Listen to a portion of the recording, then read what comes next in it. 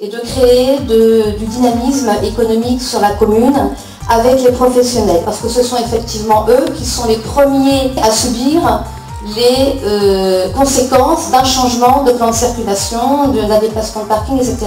Nous sommes persuadés que si la commune elle-même met en place des actions et si les entreprises sont là également pour s'inscrire dans ces actions, pour montrer aux consommateurs, pour montrer à la population qu'on peut faire des choses simples en matière de développement durable, en matière d'économie d'énergie, en matière d'approvisionnement de proximité, on peut gagner le pari du développement durable avec les entreprises.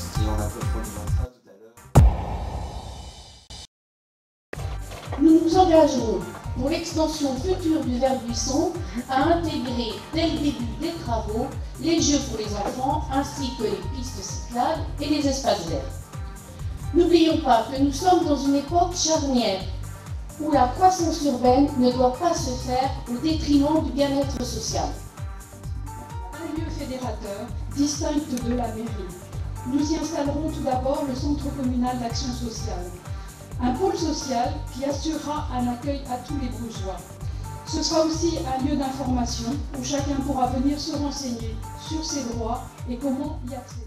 C'est une question d'éthique, c'est une question de respect auquel nous tenons tout particulièrement. Il manque une véritable volonté politique d'agir, d'action.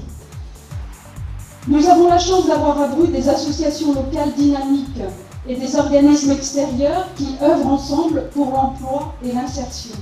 Pourquoi ne pas se saisir de cette chance, de cette proximité? Ce qui va changer avec nous, c'est que nous avons cette volonté d'agir et nous le ferons. Qui prépare la journée internationale de la femme.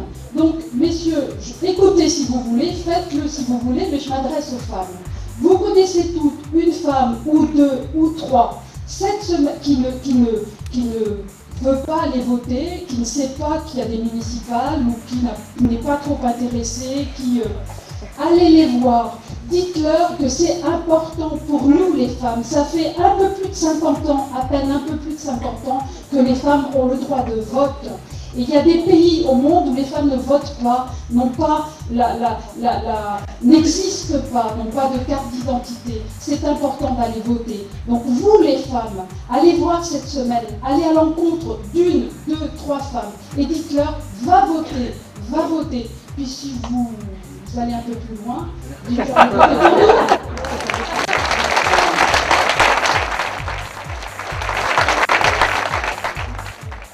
La culture, c'est vraiment une priorité pour nous. On est convaincus que la culture, c'est un facteur d'épanouissement personnel, que c'est un facteur d'enrichissement pour tous.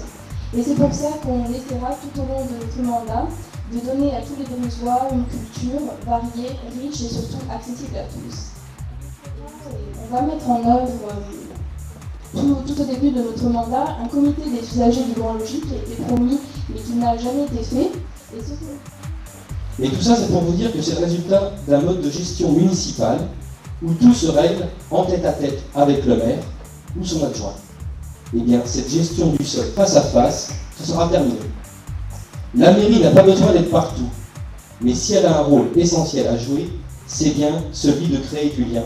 S'il y a bien un point qui nous différencie avec les deux autres listes issues de l'actuelle municipalité, c'est bien celui de l'implication des citoyens dans la vie locale. Il y a vraiment, on sent qu'il y a un vrai besoin d'échange. Quelques exemples concrets, on a parlé tout à l'heure que la politique c'était d'avoir du concret. Je me rappelle de cette dame nous disant il y avait un arbre devant chez moi. J'habite depuis longtemps à Brut. Depuis 30 ans, je voyais cet arbre. Et un jour, j'ai vu des ouvriers arriver avec des outils. Ils ont abattu cet arbre, mais on ne nous a rien dit. On ne nous a pas expliqué. Et puis encore un dernier témoignage, quelqu'un qui nous dit bah voilà, moi j'habite à Pont-Réon depuis 10 ans, et je n'ai jamais vu un élu dans le quartier venir discuter avec les gens. Et le summum, c'est qu'on n'est même pas destinataire du bulletin municipal.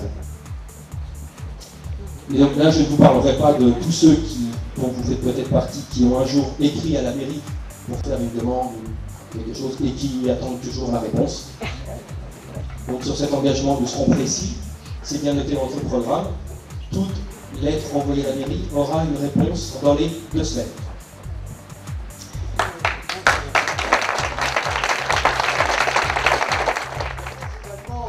saisir cette occasion pour exprimer toute ma reconnaissance à Philippe Caffin. J'aurais pu le faire à un autre titre et à un autre lieu, mais je saisis cette occasion pour le saluer, saluer son engagement, sa compétence et son dynamisme. C'est pour souligner la capacité d'écoute de synthèse et le respect que Philippe Caffin personnalise, le contenu des mots, le contenu du sens.